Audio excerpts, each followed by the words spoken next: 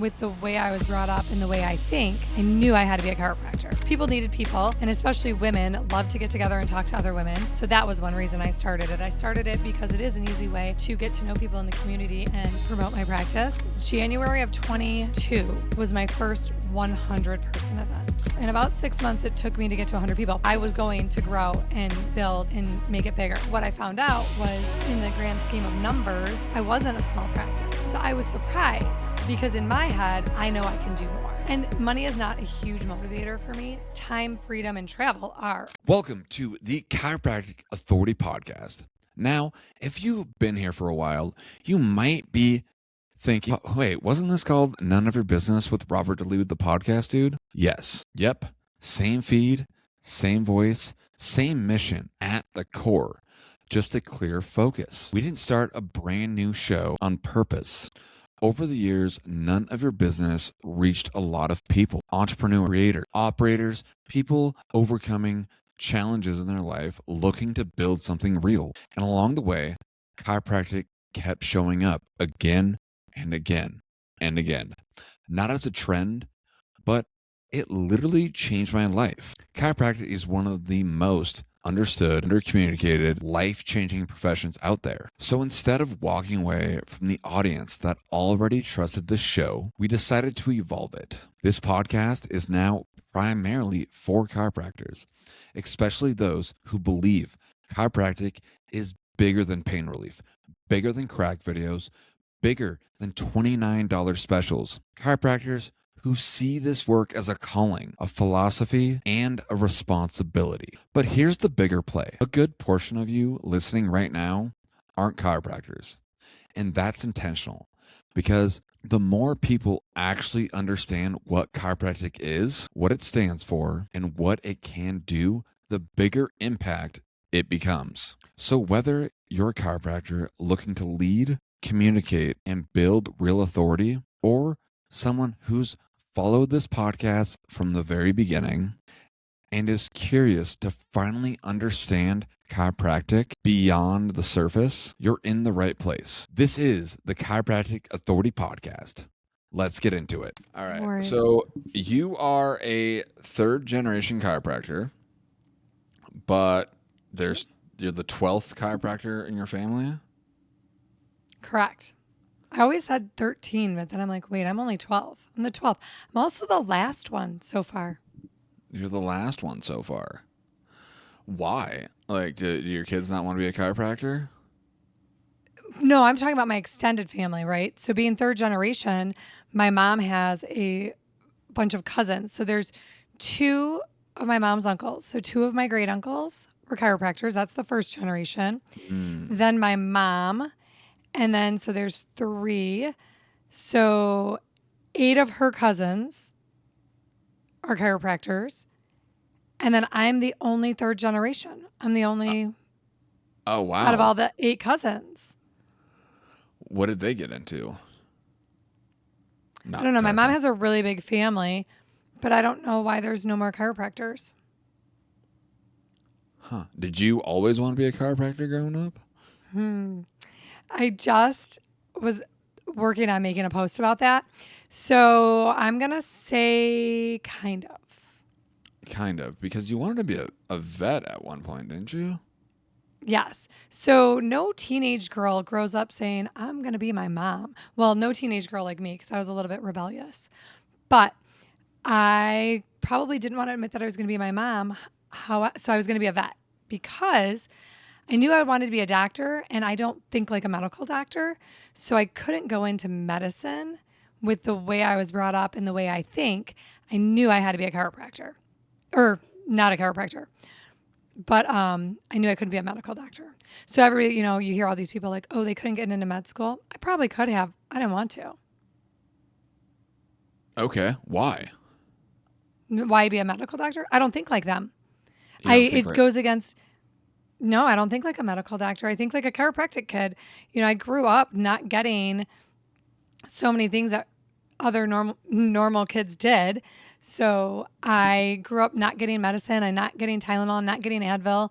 My mom made different choices. We went to the pediatrician, but like didn't do the normal route.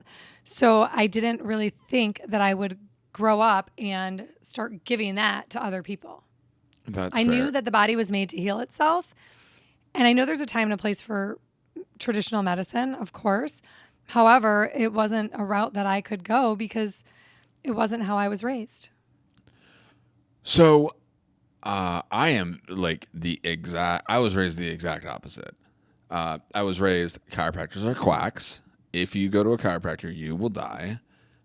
My best friend in middle school, his dad was a chiropractor, and every time my grandma or somebody dropped me off there, they're like, "Never go see him," and I'm like, "Why?" They're like, "He's a quack." I love my family, but we are super unhealthy. We eat like processed food, like whatever you name it. The American dream when it comes to not eating healthy and taking care of yourself is my family. Uh, Love them, but that's just the reality of it.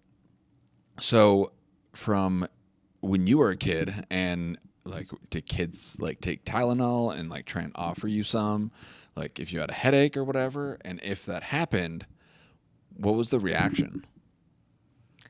I very clearly remember the first time it hit me that I was different. Because, one, when you're a kid, you don't know you're different unless somebody points it out. Nobody pointed it out, but I remember going to my best friend's house and she had a headache and her mom gave her Tylenol. I was in sixth grade. I then remember going home and looking at my mom and saying, "Well, mom, Julie's mom gave her Tylenol or Advil, or I don't remember what it was, but I said something." And I remember my mom looking at me and saying, "Oh, you think she had a headache because she was lacking Tylenol?" And I'm Oh, like, "No." I said, "But that's what her mom did. Like I don't remember getting headaches. I still really very rarely get headaches. But like if we got a headache or if we got sick, we got adjusted." And so that was normal. Like if nobody tells you that that's not normal, how do you know as a kid? And then Julie gets a Tylenol and I see it happen.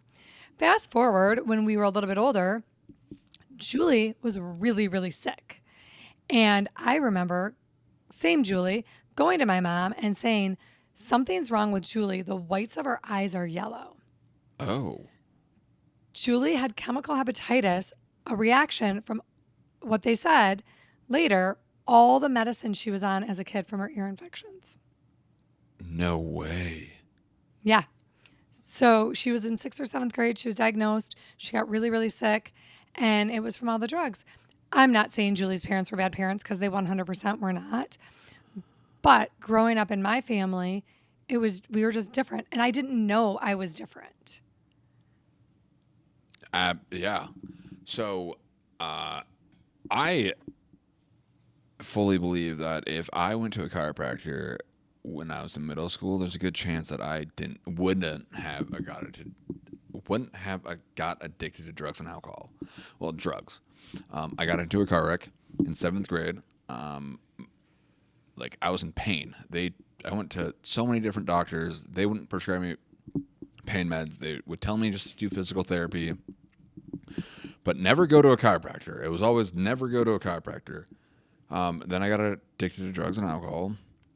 The first time I got adjusted, the pain 14 years that was basically running my life was gone in 30 seconds.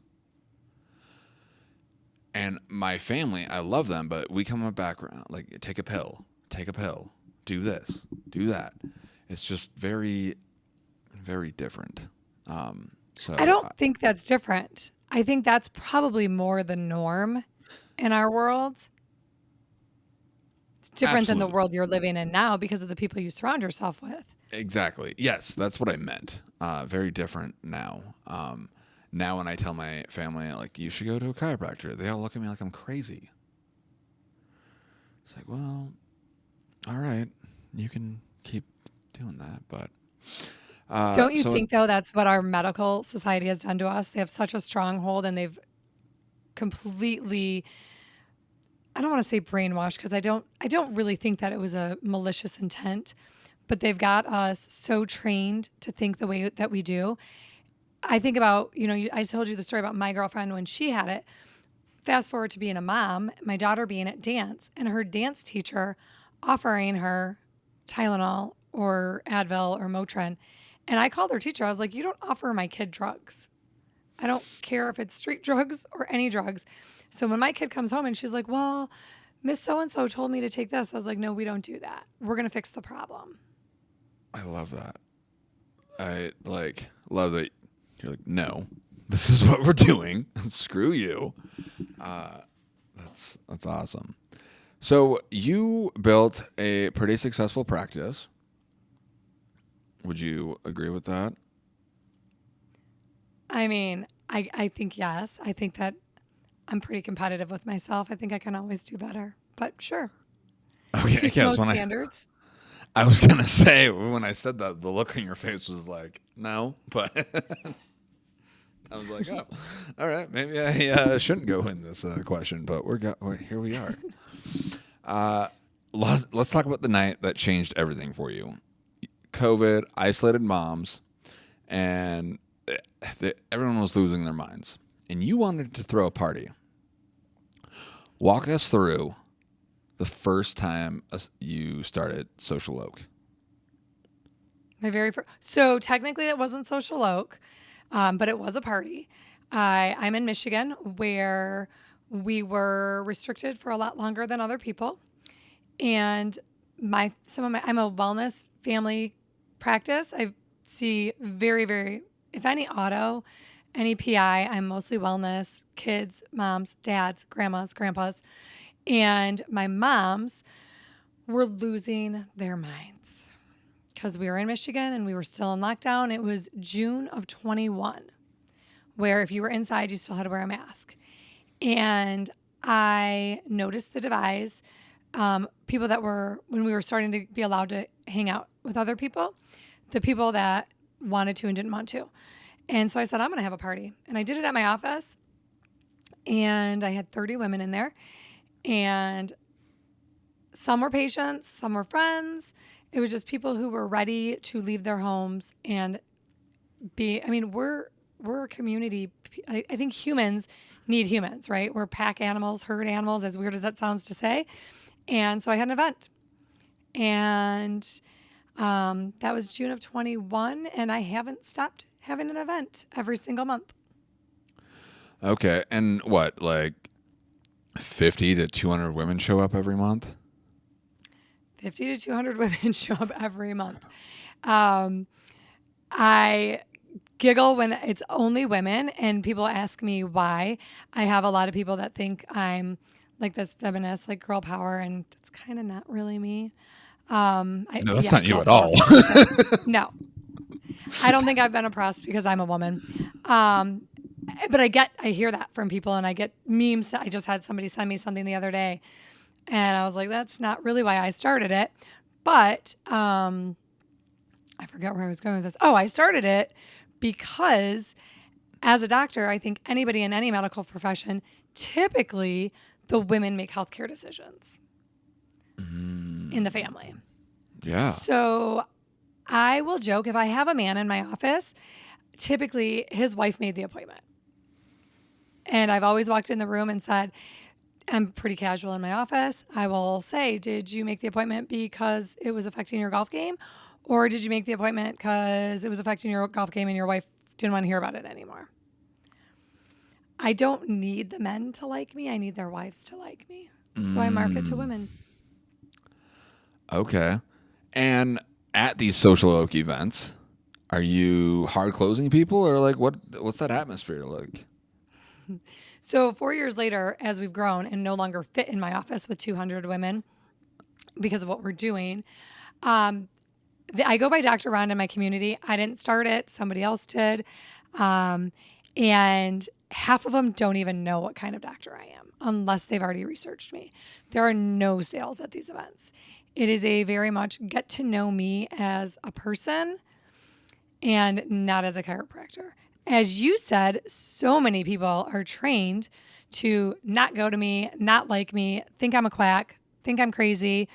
So this is a way for them to get to know me as another person in the community who throws a pretty awesome party every month with 4 other women, or a mom in the community, or just a business owner in the community. Half of them don't even know what kind of chiropractor I am by the end of the thing unless they've asked me.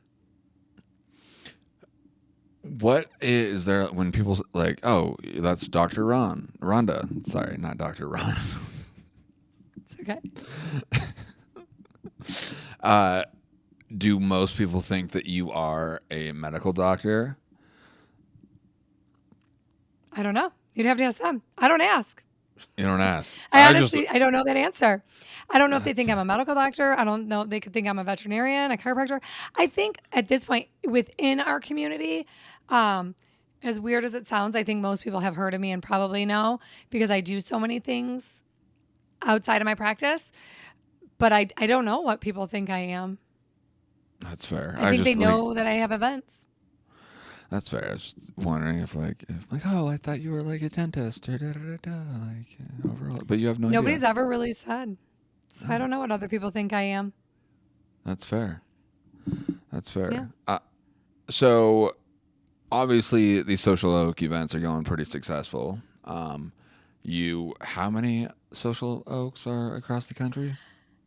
As far as active, I don't know. At one point, there were 26. But you don't know if they're So active. Okay. I don't know if they're all active. Some are more active than others. I know Social Oak Buffalo is still going. Shelby Township. I know quite a few are still going. It's work. It's work to have a party every month. It's work to get people together. It's work to figure out what you're going to do, where you're going to do it, how you're going to get them there. So it is work. I don't look at it as work anymore because again, I've collaborated with four other amazing women business owners. And for us, it's a well oiled machine and it just happens. I am still not necessarily growing Social Oak, but definitely growing other business owners and helping them create their own event, whether they call it Social Oak or whatever they want to call it. I just had somebody in a chiropractic women's group ask, has anybody done a women's group of some sort? And I was tagged multiple times in it to explain. And other people have done it too. I don't think I've invented the wheel, right? I was coached to do it. Yeah. I took my coaching and made it my own event and how I wanted it, but clearly this wasn't my idea. I think people are doing this all the time, but yeah, I enjoy it. I'm a people person. I definitely am more of an extrovert than an introvert. And at the time of my life, I mean, yes, I built it for my practice, but and I'm way more open about it now. I used to never talk about it. It was a time that I was preparing to leave my husband and get a divorce. And I created a group of women that didn't know they were supporting me through that. Oh.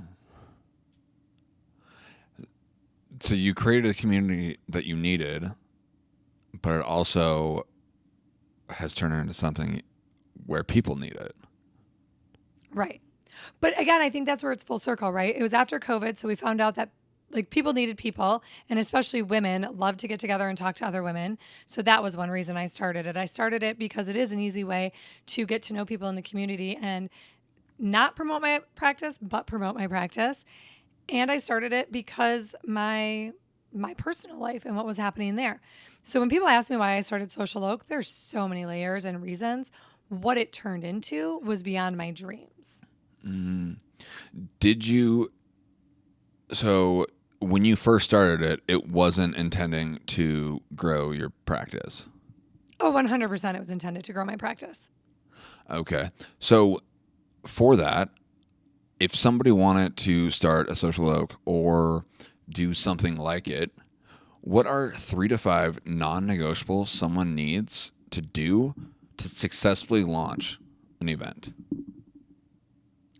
To launch the event or to keep it sustainable? Different question. Ooh, let's So, do okay, keep let's it go with sustainable. sustainable. Yeah, I like that better. I would say keep it sustainable. So, because to launch an event, I mean, that's party planning and that's totally different. But to keep it sustainable, I have a couple of things that I really think that made me successful in Social Oak. One, I'm going to say I named it and I branded it. So, as a business owner, nobody wants to be sold to. We already talked about that, right? So, as a business owner, if I go to my friend and I say, hey, let's go to this thing my chiropractor is hosting at their office, immediately walls are going to go up and they think I'm going to try to sell them chiropractic. Mm-hmm. But if I say, hey, let's go to this event, it's this group of women called Social Oak and they do something every month and this month it's a wine tasting, and trust me, they're not going to be sold there anyway. But now their walls aren't up. It's not an event that they're going to be sold to. Yeah, we're just like a girls' night out, having wine, chatting, building relationships, and then like over time, what people just ask you, "What do you do?" and you casually just say that you're a chiropractor. Yep. And what's funny is at the events, they're like, "Oh, I'm not trying to bug you about what you do," when they do ask me. And I was like, it's never going to bug me. I love what I do. But as far as sustainability, I would say brand it, name it, and make it something that people can invite their friends to that makes sense. That would be the Yeah. number one thing I would say for sustainability. Make it consistent. You can't cancel. You can't have an event. I don't care if there's 3 people at your first event. That's more than the last month event. If there's 3 people there, that's more than the last month's event. Do it anyway. But keep it consistent. The one thing that I don't like to do, and this would be my third thing, don't make it the same thing every month. So I'm going to give you an example because it can get boring, it can get old. So at my events, they're typically the third Thursday of every month. Sometimes that'll change with holidays and travel time, but we do something different. So, for instance, last week we did 80s music bingo, huge event. Everybody loves bingo, I found out. We did bingo in February too, so that's why we redid it. But we typically don't repeat events because what if you don't love bingo and then you don't, so you can skip that month. And then the next month, we're in a couple weeks, we're doing porch pots where you make the pretty like trees and ornaments and you put them out on your porch. Oh, that's So we have cool. a nursery coming and doing porch pots. So I'm going to appeal to a whole different slew of people. So if you don't like the one month, you could like the next month. At this point in my group, because it's been so consistent, a lot of the people don't really care what we're doing. They really come for the community and to get out of the house. That's fair. Have you ever like repeated the same theme since you've been doing it for so long? Over the years, yes. So December is, and this is more because of my target market, is always hot yoga. And it's a free event. It will sell out in probably less than 30 minutes because it only fits 50 people. And with hot yoga, I always joke in December, my clientele, like, we don't want another party to get ready for. Like, this is something you can show up in your yoga pants. You can be comfortable and casual, have a night out with the girls. And it's not another like event that you have to come home from work, get the kids fed to bed, washed up, whatever, and get ready and look cute. So we always do hot yoga in December. We do January is always salad in a jar. So we do repeat events. But if an event tanks, then I'm not going to repeat it. But we haven't really had anything since we've gotten our groove. Everything's been pretty successful, and we know what our people like. Okay. So, how quick did it? Like you said, it'd sell out in 30 minutes. Like, when did that start happening? So we started in January of 21. I started by myself. I brought in my gang of 5 and the other amazing business owners that do this with me, probably within 6 months. And I want to, so June, so I probably brought them in sooner than that because January of 22 was my first 100-person event. Damn. So in about 6 months, it took me to get to 100 people, but I couldn't get to 100 people without 4 other business owners that were inviting their people too. Yeah. You said something about a gang of 5. For the people who don't know what that is, what is that? That is 5 business owners that have the same ideal client, target market, and aren't necessarily referral sources. So what I would say is it's not necessarily like, so as a chiropractor and seeing families, people would think I'm going to partner with a massage therapist and a doula and a midwife. And I do, I have great connections in that world too. But these are people who aren't necessarily in what you would consider my normal bubble, but service my ideal client as well. how long ago did you start implementing that? Implementing the gang and bringing my other girls in. Just having a gang of 5 in general. I was pretty calculated again. My coaches told me what to do. And so in doing so, when I started my first event alone, I was already building the relationships with these other business owners to bring them in. The best part, I loved this actually. I was building those relationships, I invited quite a few of them to my first event, and they came and they brought people, which showed me that they already knew what I was doing without knowing what I was doing. And I remember sitting around my kitchen table, and one of them looked at me and said, "Well, what if we join your events?" And I was like, "Oh, girl, that's been my plan this whole time." But I picked the right people. Yeah. I like that. So, yeah, bringing the right people in. I think in any business, whether you have a gang of 5 or not, I truly believe who you surround yourself with is going to help or hurt your business. Mm-hmm. So if maybe a new young woman chiropractor, maybe just graduated, is in a new city, and wanted to get plugged in to women like yourself, what do you think? Do you have any tips for that person? Go to all the things. All the things. So I did. I went to all of the events. So I went to, and I mean, you and I have talked about this off of this podcast, right? And I know in your community it's not as easy, but go to the networking events, go to the BNIs, go to the LBNs, go to the chambers, find your people. And if you can't find them there, start knocking on doors and walking in and having conversations outside of there, right? Just because maybe they aren't going there either because it wasn't their jam as well. Mm-hmm. I'm pretty fortunate in my community. We have a good chamber and a good community. I also grew up here. So I always think that I would love the opportunity to like drop myself in somewhere new and do it all again and see how it works. Like I said, I'm very extroverted. You definitely have to get outside of your comfort zone. I'm not somebody who would want to be on a camera. I'm not somebody who would want to be on a podcast with a microphone. And now this is in my home and I do it all the time. So, when your son goes off to college, are you going to sell everything and go pick a random town and see if you can do it all over again?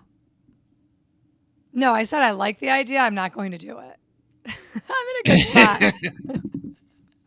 I didn't think. No. And then just I'm in a vlog the good spot. entire I time. like where I am. No, That's fair. I think I wouldn't be as afraid to do it. I don't have the need or reason to because now I'm doing coaching as well. So I'm setting myself up to live the life that I want to live. But I wouldn't be as opposed to it, but I'm super close. Remember, I'm 12th chiropractor, 3rd generation because I practiced with my mom. Yeah. Right?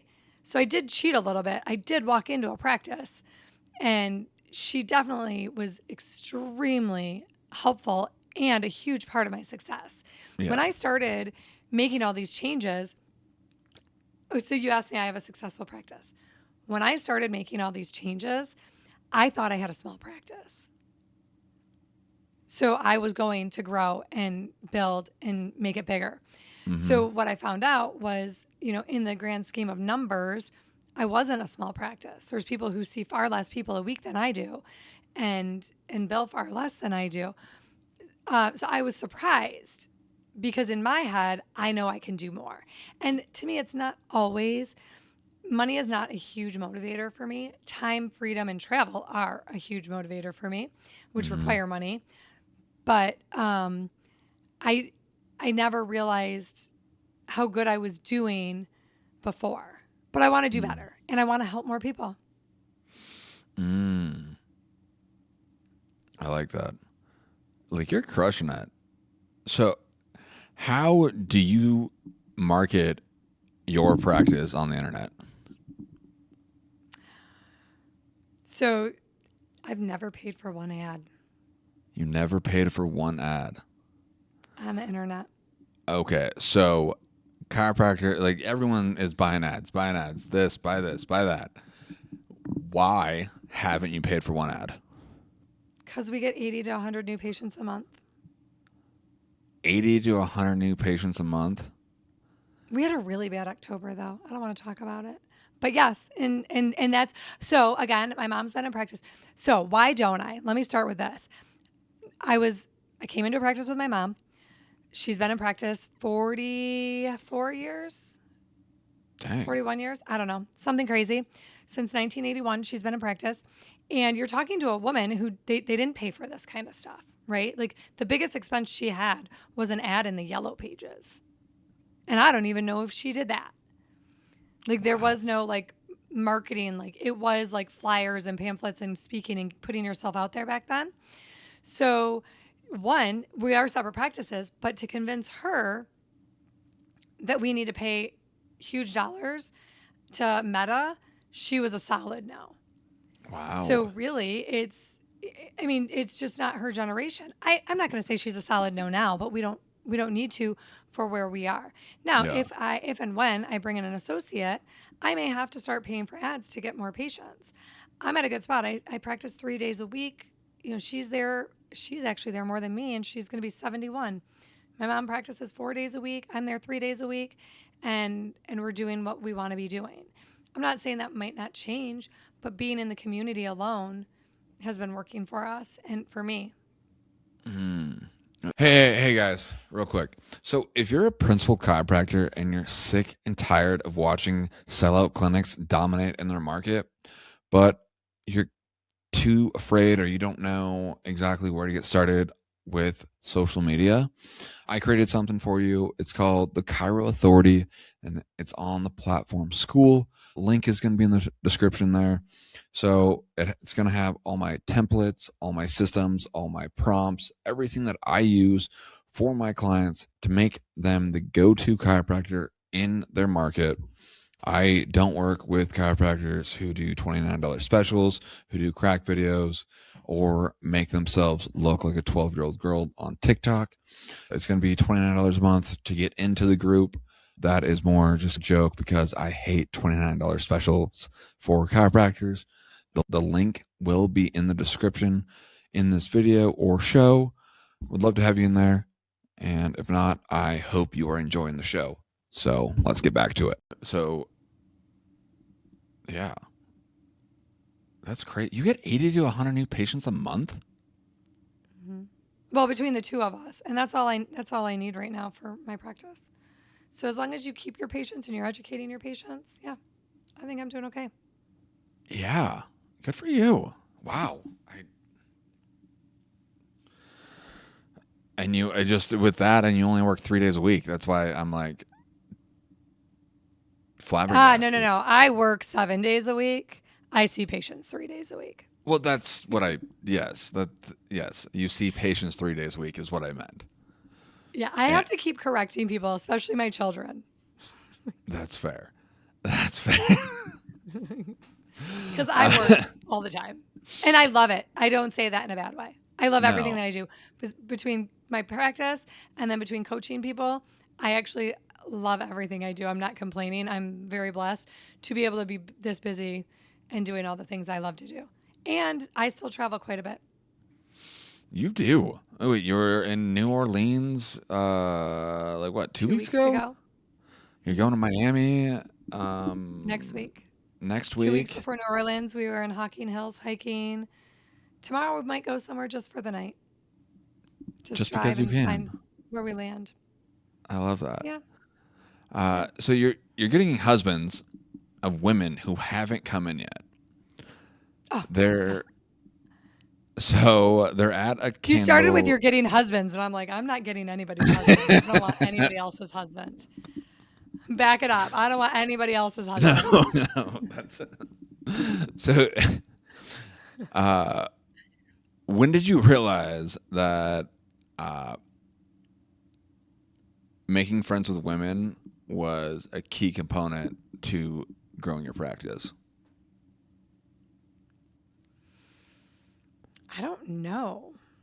That's a good question. I really don't know. I think like Probably as I became more comfortable and confident in myself in my practice, and I would walk in and talk to the men, because who I am right now talking to you and how I talk to you is how I talk to my patients. And I think as I got more comfortable, like in the beginning, and I was shy and timid, and are they going to like me? And am I going to be okay? And am I good at this? I wouldn't have those like very like out there conversations, or I'd be a little more shy. So as they started coming in and I realized, or I would start to ask them, how did you find me? How did you hear about me? It's on my intake, but I love to have that conversation with the patient, because if it's a referral, I want to make sure that I'm acknowledging the person that trusted me to send them to me. And if it was men, what I found was it was always their wife. And sometimes I didn't see their wife. Like their wife wasn't a patient, they just knew me. So I think that's when I started to realize it. And I think too, like I could start a group and a monthly thing with men and women, but where I was at my life and about to have a divorce, I think it made more sense. I surrounded myself with women. So I don't think that I couldn't surround myself with men, but I did prefer. I mean, if you look at like, even me from seminars and going on weekends, like I can be one of the guys and hang out. I'm not easily Yes. offended. No, you're not. No, you're not. But Yeah. you found a sweet spot with women, and it's a girls' night out. Girls' night So, out. I say it's book club without the homework. book club without the homework. I love that. Yeah, Uh, the other good thing, back to sustainability, yeah, book club without the homework. I can't invite my girlfriend the day of to come to book club because she's going to feel out of place because she didn't read the book. yeah, You can show no. up the day of without reading the book to any of my events. So, I I finally found a group of men who have a book club mastermind every Thursday morning now. Uh, You and found your people? yeah, finally, like a group, Yeah. a very small. It's nice. Like, holy crap. And most of them are not from Montana too. So That goes against everything you love in life. I know but uh, they're like, yeah. And I'm just like, whatever. It's fine. It's better than not. But anyways, the first time I went, it was like they were on the book Dan Martell, Buy Back Your Time. I was like, well, I've read that like three, 4 times. So that, like, I didn't feel uncomfortable because I knew the book. But if I didn't know the book and showing up for the first time, I would have been like, I have no idea what we're talking about. Right. Uh, And that's so just human nature, where you could still go to a book club and enjoy the conversation, yeah, yeah, right? uh, absolutely. So do you still I like that you carry? found your people. Oh my gosh, yeah. I wasn't gonna go to this thing, um, but my buddy was speaking at it, and I was like, I've been here before, and it's a bunch of motherfuckers that I don't like, but I'll go. So I went and met the guy, and we ended up chatting, and I'm like, oh, you're not a. I like you. How long have you been going to it? 2 months now. And it's weekly? Yeah. Wow. What have you gotten out of it? Uh, nothing really. It's just nice to have conversations with people. So I guess connection and community. That's huge. Yeah. Yeah. That's not So nothing. yeah, I Yeah. huge. So what I was looking for, because I'm like, I fucking hate living in this town. I fucking hate it Yeah, so you much. felt like an outsider in your own town. Yeah. Yeah. And I still like, yeah, I still do, not even, or like, besides every other day of the week. But it's nice going into my hometown and having a book club, and like people are reading the books that I have read or want to read or whatever. I'm like, yeah, this is nice. I walked in the guy's office, and he had like a bookshelf of almost every book that I have read, and ask other people. They're like, we have no idea who that author is. Hmm. Yeah. Um. But so let's talk about money mindset and business growth. So, do you still carry $152 in your purse at all times? How did you find this stuff? Did I tell you that in the past? Yeah, I do. Okay. Hey, $2 bill.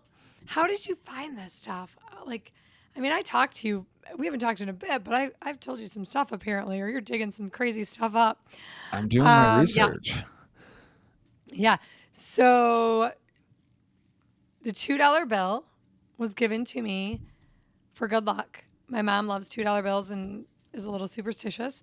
She gave it to me when I was 16, and that will be 30 years ago on Wednesday.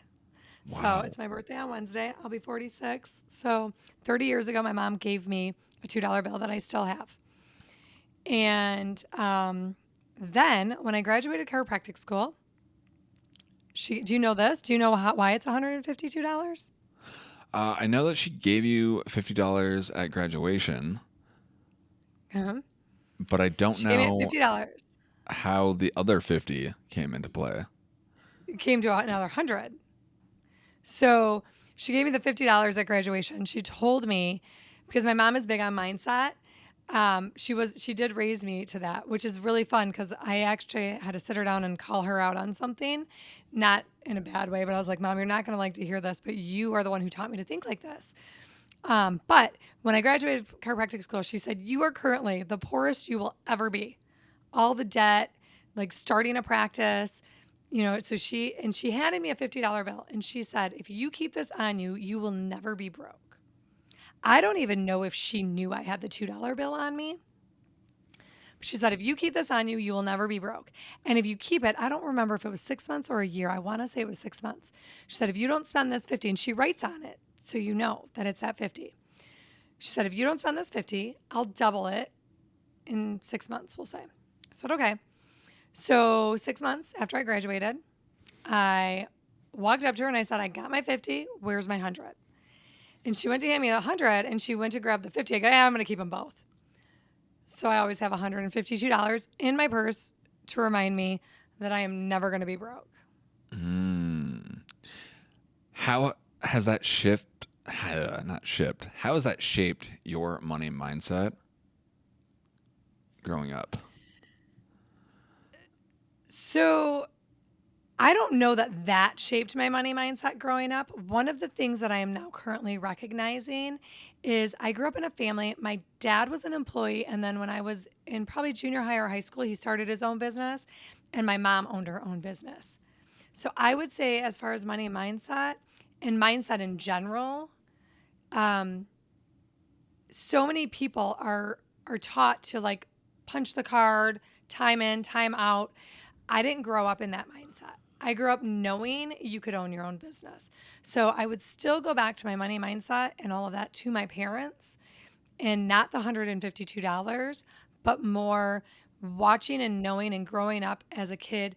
Again, you don't know what you see and grow up with is your normal. In my head, everybody got adjusted when they got sick, and everybody's parents own their own business. Why would I think any differently as a kid?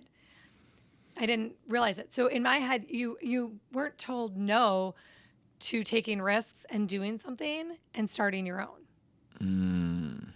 Okay. I think that's more important than my money mindset.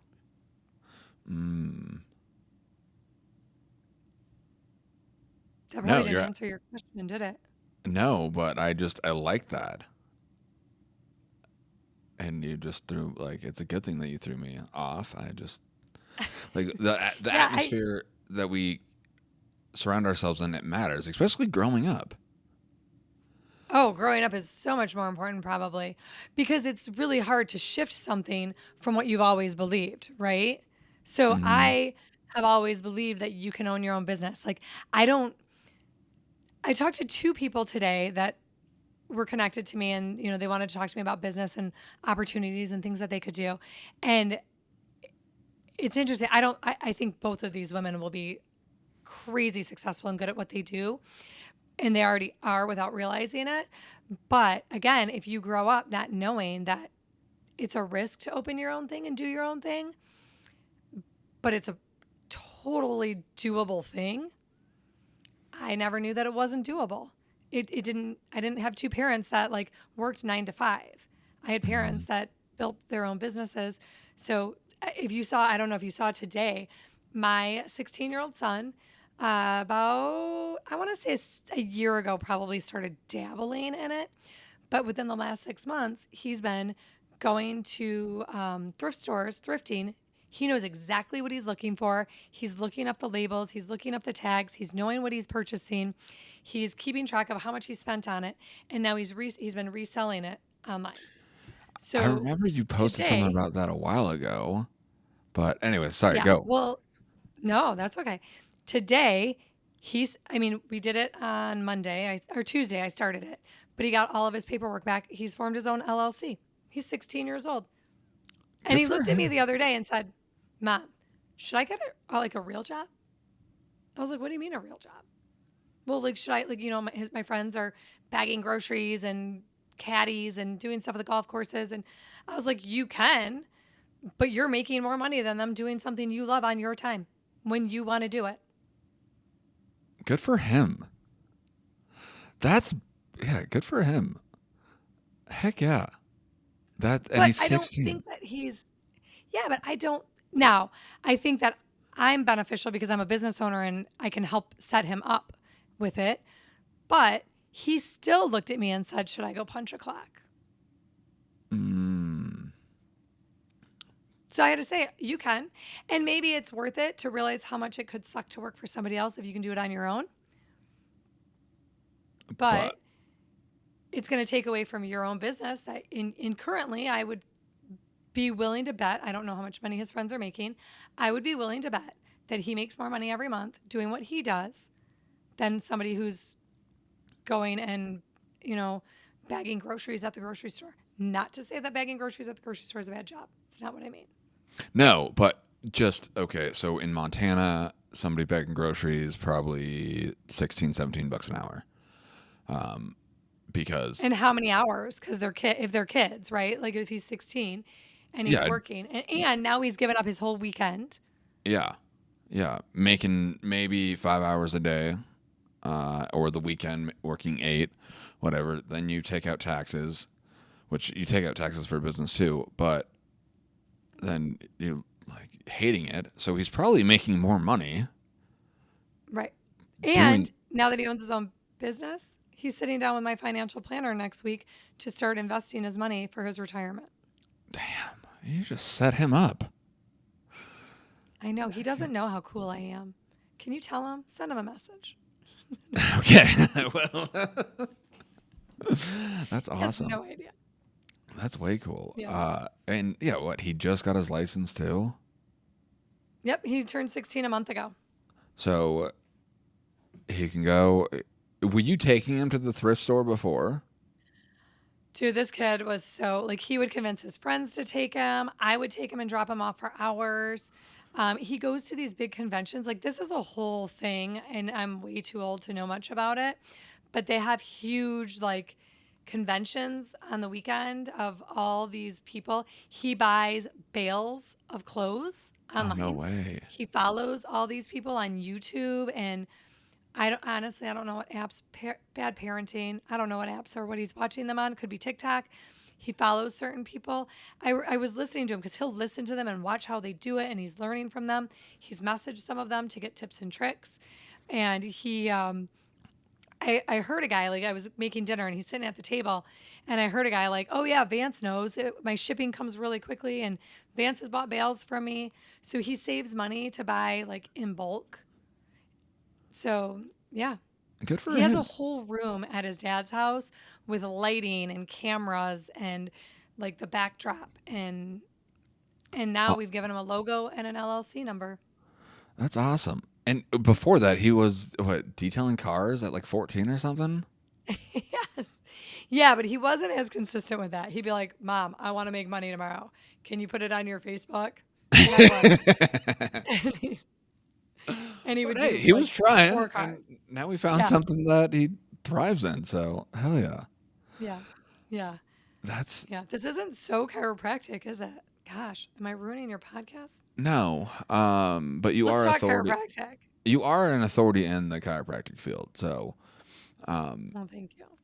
and before I forget, where can people find you on all the socials and the internets? All the socials. I have so many of the socials. I would say just start with my personal one. My name right on the screen with dots in between Dr. Rhonda. Dr. and Rhonda. So Dr.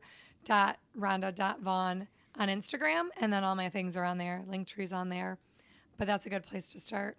Yeah, and if I remember, it will be in the show notes. I am Okay. going to emphasize if I remember because Not a problem.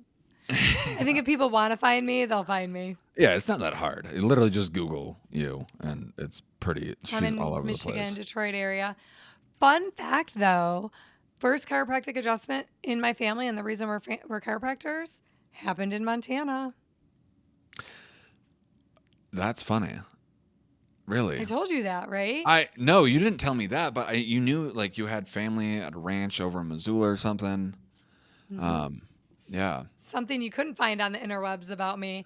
My great uncle was epileptic, and as a child, in like this is probably in the 1800s. I mean, I don't really know the timeline, like early 1900s. Yeah. But he, as a child, was epileptic, and his mom took him to the crazy chiropractor and to help him, and that's what helped him, and that's why he was a chiropractor, and that's how it started in my family Wow. in Montana. That's crazy. Hmm. For the people who don't know, I'm currently in Montana. Don't Yeah. come here. It sucks. No, it's so pretty. I love Montana. My family still owns my extended family still owns the Dude Ranch in Montana. It's on my list to get to sooner than later now. Well, let me know when you are coming. Will do. I'm not hunting though. I can't hunt. I'm not anti-hunting. I'm just not good at it, patient enough, or quiet enough. I'm not. I don't do anything in Montana. I don't hunt. I don't fish. I don't ski. I don't hike. I don't bike. I don't whatever.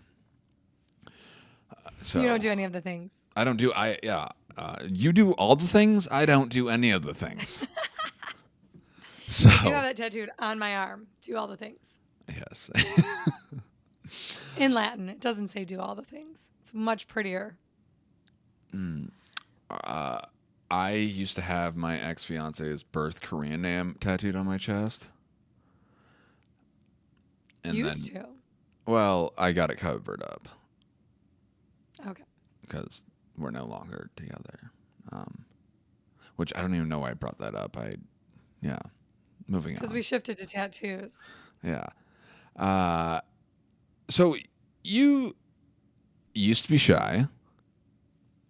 When did you becoming Yeah. shy turn into owning the room? Do I own the? I don't think I own the room.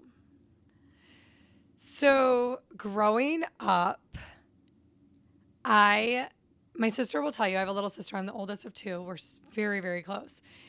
My whole family is very close. But my sister will tell you, she would meet the friends and she'd say I'd steal them. I mean, she said this my whole life. So I used to be the shy one, and we moved into a new neighborhood, and Amy would go knock on the door, and literally she did this, and I would stand behind her. She'd knock on the door and say, "Hi, my name's Amy. I moved into the neighborhood. Do you have any kids?" Yeah. And I would stand behind her, and then we would go camping in Montana or wherever, and she would do the same thing and meet all the friends, and I would meet them. I, however, if I went to a room, I use conferences and seminars as a better example. If I went to a conference, I would probably sit in the back of the room and not really engage with people. Now, fast forward to who I am today. If I just have to meet one person, just let me meet one person and then I'm golden.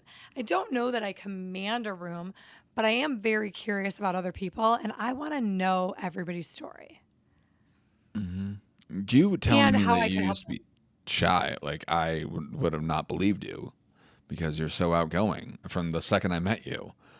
I feel like the first phone call that we had, you were going to jump out of the phone and like high five me. Yeah.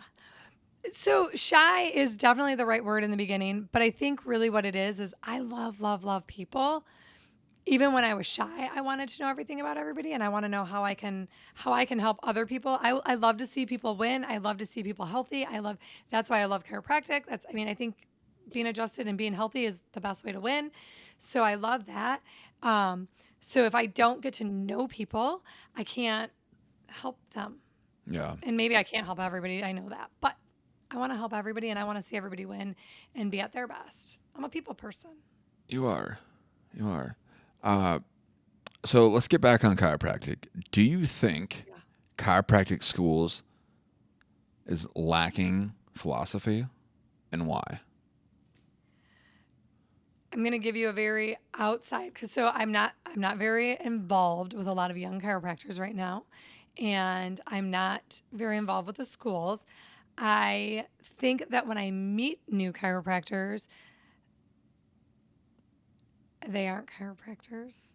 They're not. So yes, I think they're lacking all of that.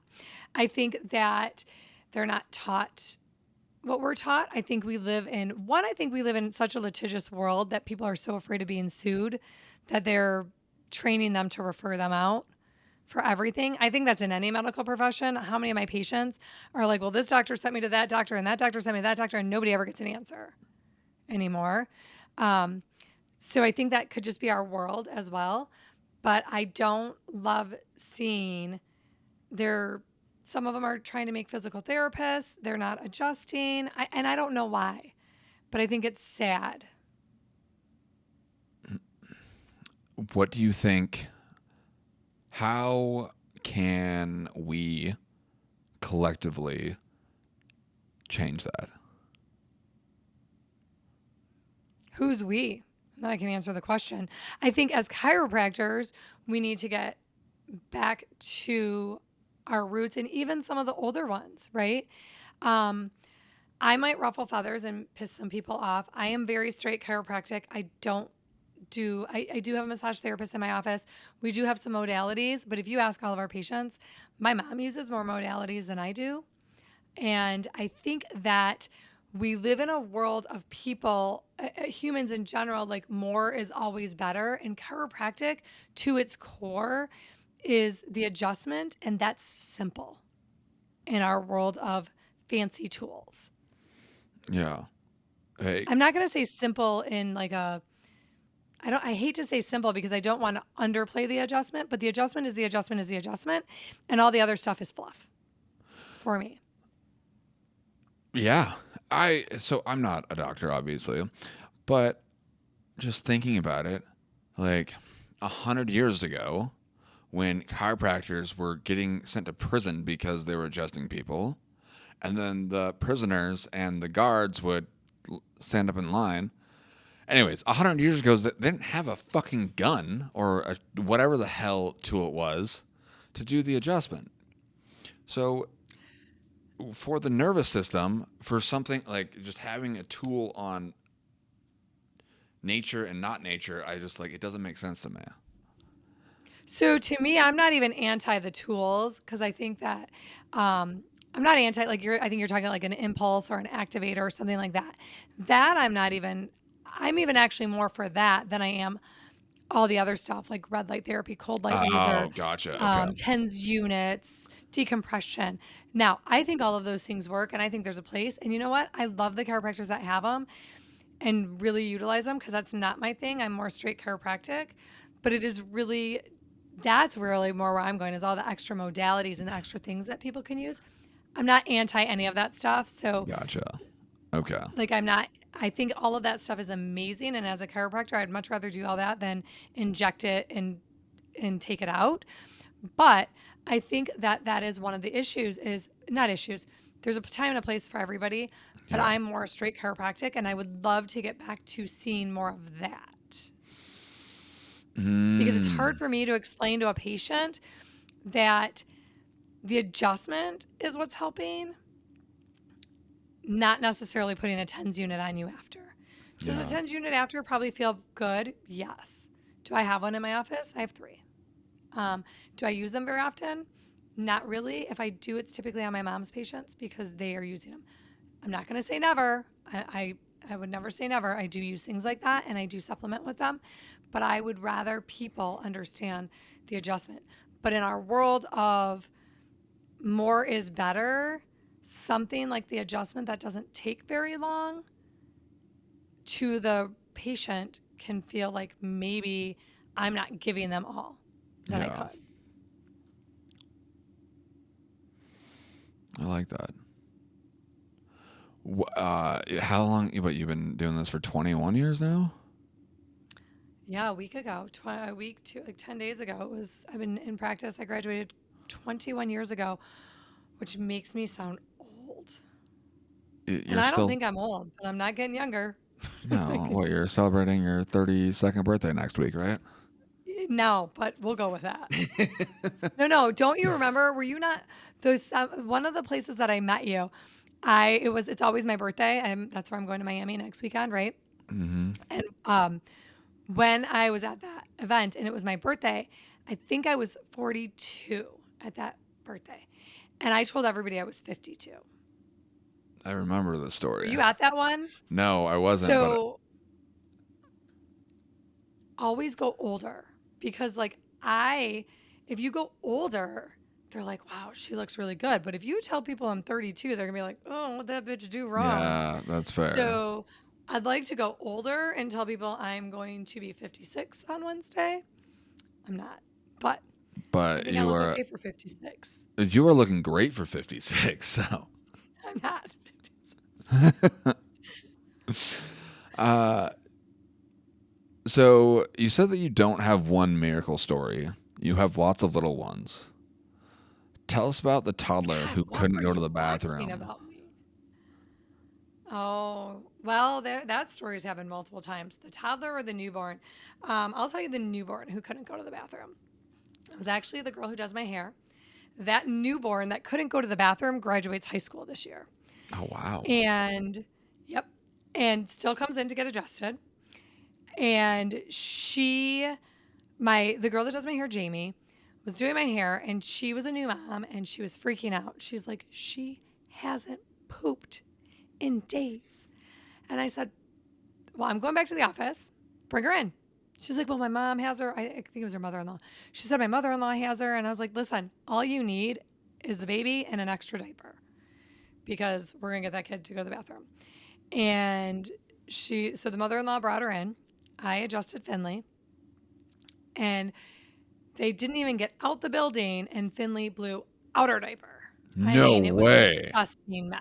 Oh yeah, it was gross. It was disgusting. So what's funny, and I don't remember if this was the same baby, but I had a lady that worked at my front desk who was very medical at the time, and we were in the midst of changing her mindset and how she thought about chiropractic, because I found out, and I didn't know this at the time, she started calling me the poop doctor, and I said, the what? She's like, yeah, so many people come to you because they can't poop. And like, that's not something anybody would go to a chiropractor for. But she's like, I've watched you do this with kids and even adults. I had another whole family, saw the wife through 2 of 3 of her pregnancies because I saw after her first pregnancy and I saw that baby. The dad I found this out later, wouldn't come to me because after he would come to me, he would have diarrhea. No way. Yeah. And he never told me this. The wife told me years later. And I said, well, and I never push. I'm not pushy. Like, I'm not here to make you change your mind on chiropractic, just like you're not going to change my mind on some of the things medical doctors do. Mm-hmm. So I can educate you and tell you what I know, and you can make your own decision from there. So when she told me that it was because he got diarrhea, I'm like, well, doesn't he think that there's a reason he's getting diarrhea after? Like, shouldn't we figure out what's going on with him? Like, maybe, like, does he not go to the bathroom regularly? So here we are talking about poop on a podcast and how it relates to chiropractic. But yeah, lots of little stories like that. Like I don't now, I think that's a miracle to that mom who was freaking out. Is that a miracle to somebody who's listening to our podcast? No, they probably think I'm crazy. And that's okay. But that's why I say I don't have one miracle story. I have all these life-changing events for other people that were miracles to them. Yeah, I love that. Uh, like I said earlier, like I grew up in a household where if I was told if I went to a chiropractor, I would die. And I mean, I haven't killed anybody. yeah, so I went, and I went to a seminar, and in that seminar, the package deal was to, well, it was a workshop, whatever. In that package deal, it was to get adjusted, and like the flight over there, I was like, I'm gonna get like, it's gonna be a bag of potato chips. This is gonna be awesome. Like hell yeah! I get it on the table, like, and this doctor does spinal network, and I like lifted up my arms, exhaled.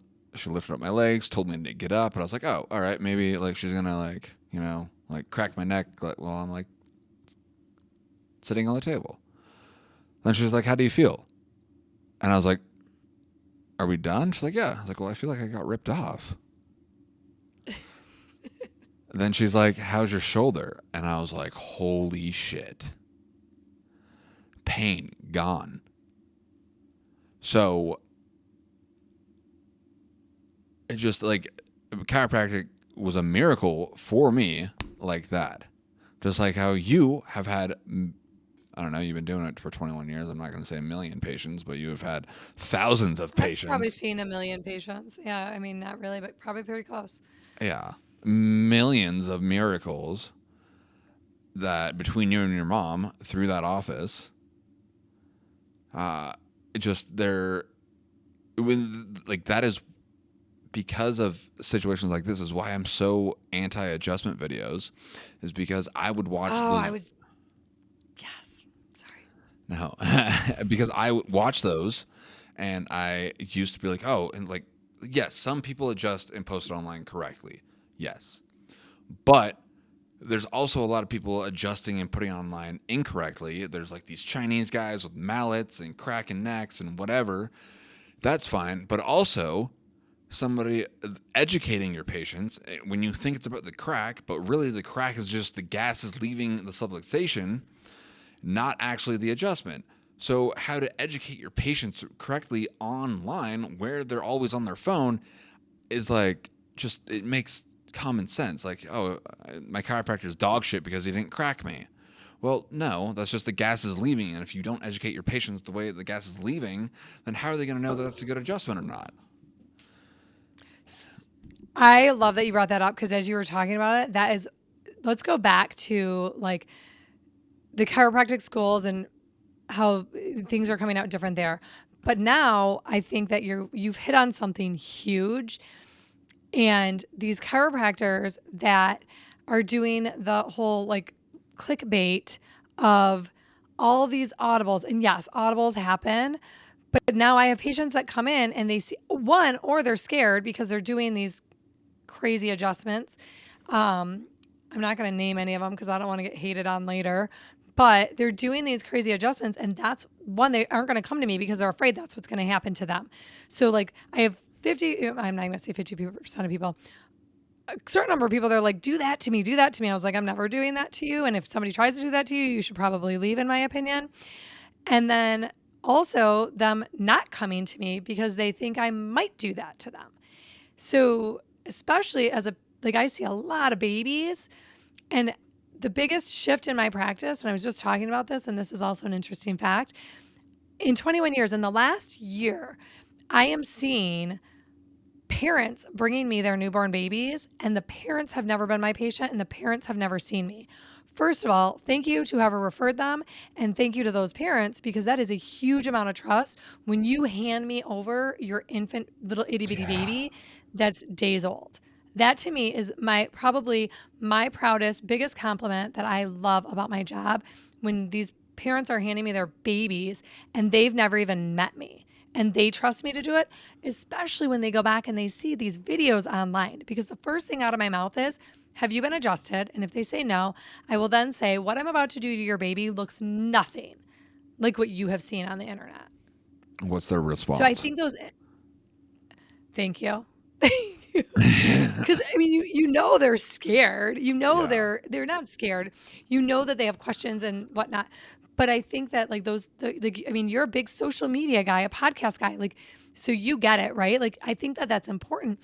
But you see these crazy things on the internet, and now I have to educate or uneducate the people who want it that that's not. I don't know what class they taught them that, Yeah. I right? don't know either. Um I haven't been there in 21 years. I mean, I've been there, but I haven't been in class in 21 years. I don't know if they're teaching it there now. Yeah. And so, you've said that you're turning 56, jokingly, next week. But Nobody's ever going to know how old I am at this point. when you graduated school, how much debt did you have? Over 200,000. And my parents paid for the first 4 years. Oh, it was over 200,000 even back then. Mm-hmm. Oh, okay. I thought, okay, then, because like kids now, it's over 200,000, and then Yeah, it was right around. I mean, just over 200,000. I think it's higher now. yeah, And my parents paid for the first 4 years for my undergrad. that's cool. So, yeah, but over 200,000. And I laugh because I only have 10 years. So I graduated in 2004. So my interest rates were really, really low. So even talking to my financial planner, this is a side note and not really relevant to chiropractic, but interesting. I would rather invest money than pay it off because I'm under 2% for my loans. So I do have 10 years left in my student loan because I graduated 20 years, less than 10 now, but it was a 30-year loan. And my payment is nothing compared to other people that I went to school with because of when I graduated and where the rates were at. I don't know where your point was going with student loans and being a chiropractor. There's a whole lot of talk about that right now, right? Well, it's just like the NSNBC in Colorado. It's like $250 to go take that test. I don't know what that is. Or is it MSNBC? There's so many initials I forget. But whatever, like you have the fourth quarter, the fourth Exam? You're talking about like boards? Yeah, So our board exams, like national boards? yeah, the fourth. So we have 4 parts. Yeah. There's 4 parts to our boards. And that's to get your license in a state. So just like like you go to school for so long, and then you got to like go to Colorado and take that test. And then when you get out and you get licensed, then how many people, the shock waves, the injections, the whatever are coming at you? So the point is, where I'm going with this, do you think with how bad student debt is why people go less chiropractic just to... They can make more money. Yeah. Yeah, I can see that. You don't have to go to Colorado to take your boards. That's why I was confused. I think they pretty much offer them anywhere a school is. So like I took mine in Iowa. I did take part 3 in Atlanta. I think I took that. I think it was part 2 or part 3. I don't know. But yeah, so are they getting into all those other things to supplement their income? For sure. So how often this is really sad. Like in all these chiropractic Facebook groups that I'm in, how often, and it's always an anonymous person, what other thing are you doing to supplement your income? Mm-hmm. And I don't necessarily know that that's because they're a bad chiropractor, but we weren't taught business. Yeah. Right? Nobody, and in my coaching realm, like when I coach business owners, I actually only had one chiropractor. I actually coach a lot of nurse practitioners who are kind of in the same boat, that they have gone to school to be a nurse. They've been a nurse for years and now they've started a business. Nobody taught them how to run a business. So are they failing because they're bad chiropractors? I don't think that. I would hate to think that. I think that nobody taught us how to run a business. That happens in lawyers too. How many lawyers are out there that don't have a successful practice? So I think that's just, that business aspect. Yeah. True. All right. I got a couple last questions and then I'll let you go. Yeah. Yeah. All right. So let's go back to sitting in Beer Tube in East Village, talking to Fred. Beer Stube and Fred Barge. I know where you found all this now. I know where you found this. Yeah, Fred Barge. If you're not in chiropractic, though, nobody's going to know who that is. Yeah. Okay, what's your question? So, and he bought you a rose. He did. If you said, if you could go back to that hour right now, what would you say? If I could go back to the hour right now, I would ask him, I would want to know, like you asked me, how do we fix the schools? Yeah. What do we have to do to make chiropractic and if he could just like do one thing to make chiropractic back to what chiropractic was and what he grew up with, because I mean he wrote some of the green books, right? So what does he think? Where did we go wrong and how can we fix it to make our profession bigger, better, and stronger? That's what you would ask him? That's what I would ask him. I What think do he'd you? have a lot of opinions too. Yeah. I like that. All right. Yeah, I think I was a little. I think I was shy when I met You him. are. I mean, he was my teacher. First of all, he was my teacher. He was my teacher, and I was shy when I met him. So I probably didn't ask him half the questions I should have asked him when I had the time to. So, I guess, who do you go to ask those types of questions now? In the chiropractic profession, I love Jack Borula. Yeah. And I will still text with him. If my daughter is actually a neurology major right now in undergrad at Loyola in Chicago, and she's going the medical route. I know why. I'm not mad at it. We'll see if she can actually get through medical school, not because of her brains, but because of, to be quite honest, her vaccination status. And if she switches to, like I did, and accidentally admit she wants to be her mom when she grows up, I always tell Jack that I'm sending her to him. So Why she'll have to Sherman go. and not one of the others? Because I believe Jack's mission is to make chiropractic and keep chiropractic chiropractic. I like that. I truly believe that about Jack. I don't know that the other places have that. Yeah.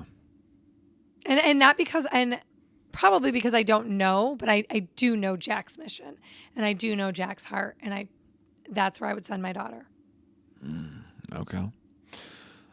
I'd like if I thought about going to chiropractic school because I'm like, okay, well, VO3 and AI, like people can type in to make content. Like I think that's a fad and it's going away, but each day it's getting better and better. So is my job and what I do gonna be gone? So No, AI's not taking over. well, maybe. What about when I'm 50? Hopefully I'm like have other assets by the time I'm 50 and I don't need to do it. But like thinking long term, like what? It's probably not going to happen, but I've thought about it. And my point is, if I go down that route, I would probably go to Sherman. Why would you go to Sherman? Uh,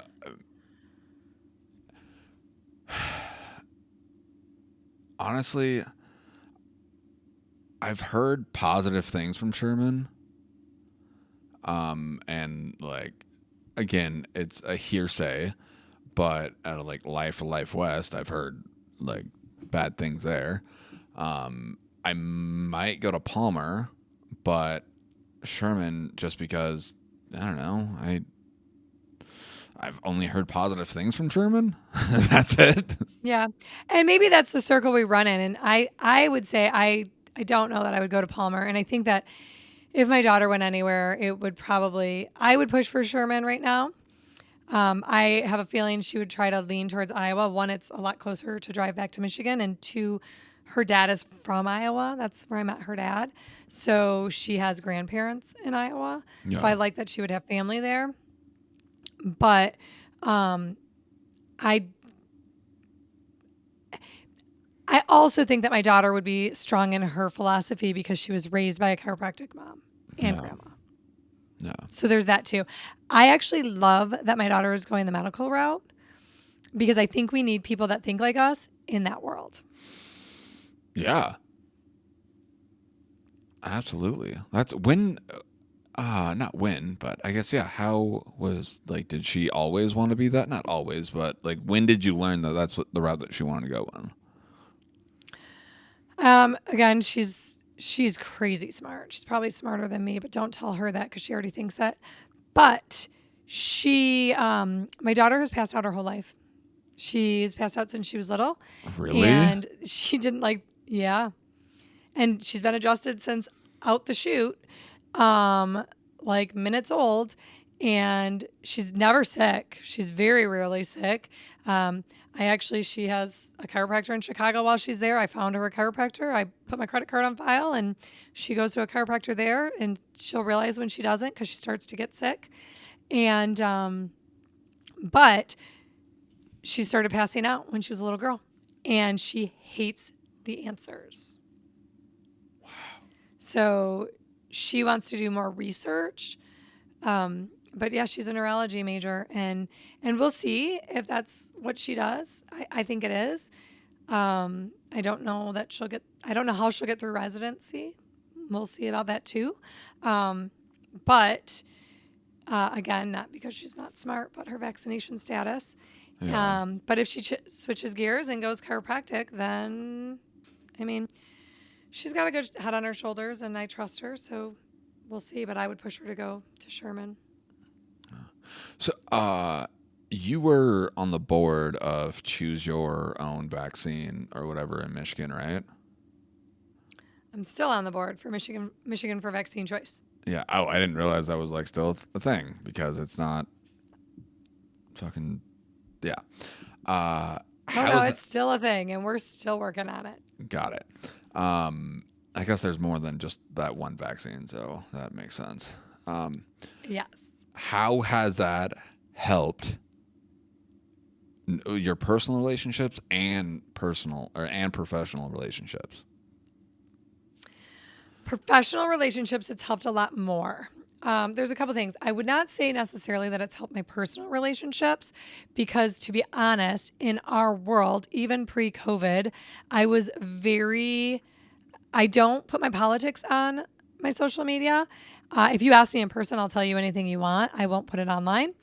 And I don't put my children or myself's vaccination status online. I don't, again, if you ask me in person, I will be honest with you.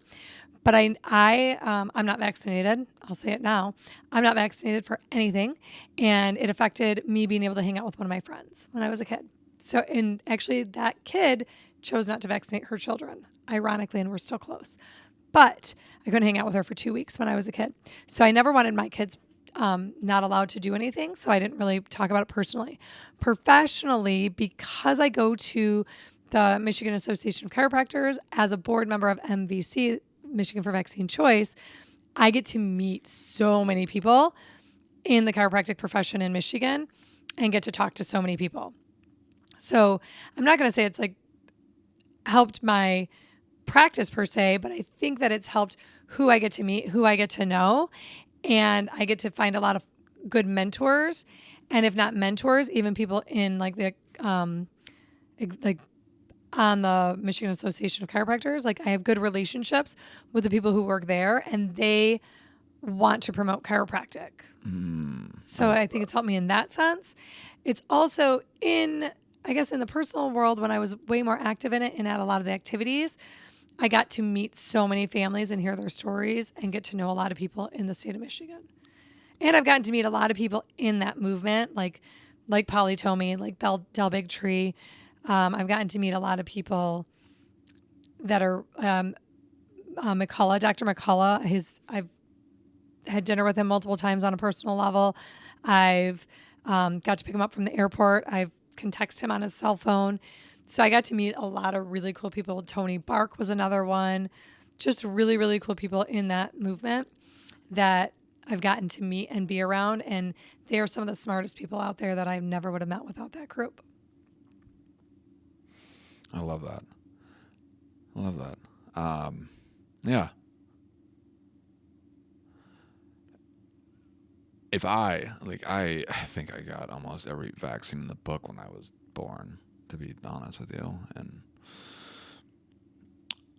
if I ever have kids, that's going to be a different conversation for sure. Because, yeah, It's definitely worth a conversation. I am at these, I think as I'm getting older, like at the seminars, I had a guy, he's like, I don't want any vaccines out there. I'm like, I don't care if there's vaccines out there.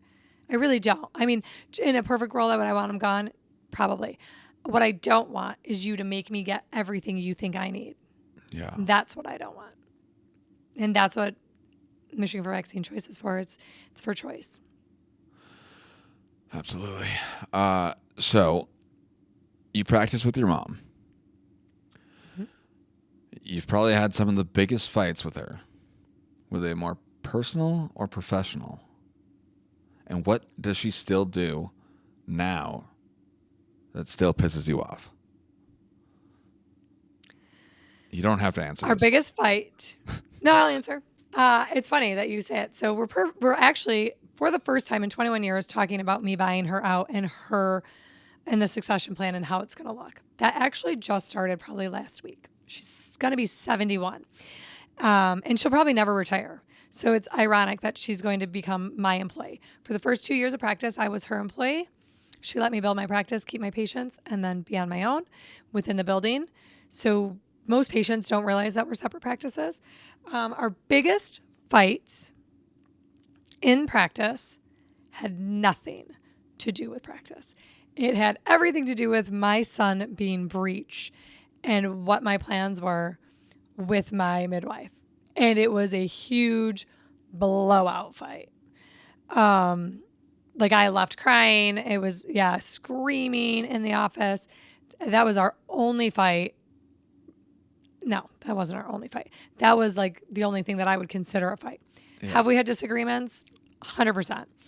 Typically, it's not practice related. My mom gave me, I'm not, and I probably don't say this enough to her. My mom let me do pretty much whatever I wanted in the office to grow our business. There's not a whole lot that we've ever disagreed on in the office. Maybe the ugly yellow color, but she finally let me paint it in 2020. The color was terrible. I hated it. And she probably hates the color that I picked. Our office is so much prettier now, though. But not really any fights. And if we do have fights, just the way my family is, I mean, we'll have a fight and 5 minutes later, we're still family, so it doesn't matter. That's fair. That's fair. Yeah. All right. So you are a chiropractor, you are a coach, mother, daughter, entrepreneur. Who's your ideal coaching client? So if somebody's listening and they are looking for a badass coach, why would they be a good fit to coach with you? So the people that I like to work with the most, one, if you're not going to make any changes, don't coach with me because my job isn't to do it for you. It's for you to do it yourself. The people that I prefer to coach have probably already been in business. They're not necessarily just starting, but they're at that point of, I'm going to give you, lately I've been saying the nurse practitioners and PAs because what they're at is they're still working their 9 to 5 job and building their business, and they're on that cusp of their business taking off. So they're at that point of, okay, do I bite the bullet and go all in on me and quit this job? And then I help them get to that point that they can quit that 9 to 5 because all in on them is working for them. So taking them that next extra step. Again, it doesn't necessarily have to be, I say PA. So I guess it could be anybody who's working their 9 to 5 and then their side hustle is now starting to make waves and be able to take over that 9 to 5 and getting you over that point so you can leave that 9 to 5. And it's not necessarily any particular type of business, right? I have med spas. I actually, one of my favorite clients right now is an addictive medicine PA. Oh, really? Yeah. She's in Kansas and she owns an addictive medicine practice. So she's helping people get off of drugs. But I've had insurance agents, I've had financial planners, I've had chiropractors, I've had all over the board. Yeah. All right. I love it. Well, Rhonda's awesome. So go find her on the social webs and, get connected with her, go follow her, do all the things because she does all the things. And last question for you, Rhonda. Does pineapple belong on pizza? No. Why? If you ask me what won't I eat, my answer will always be pineapple on pizza. Blech. Well, thanks. That is one of my like legit in dating. Okay, because that's a common question in dating. They're like, "Are you picky?" No. Is there anything you won't eat? And my answer will always be pineapple on pizza. But I'm not an asshole. If you really want pineapple on pizza, I'll take it off and eat the pizza. Well, thank you for your time, Rhonda. I appreciate you.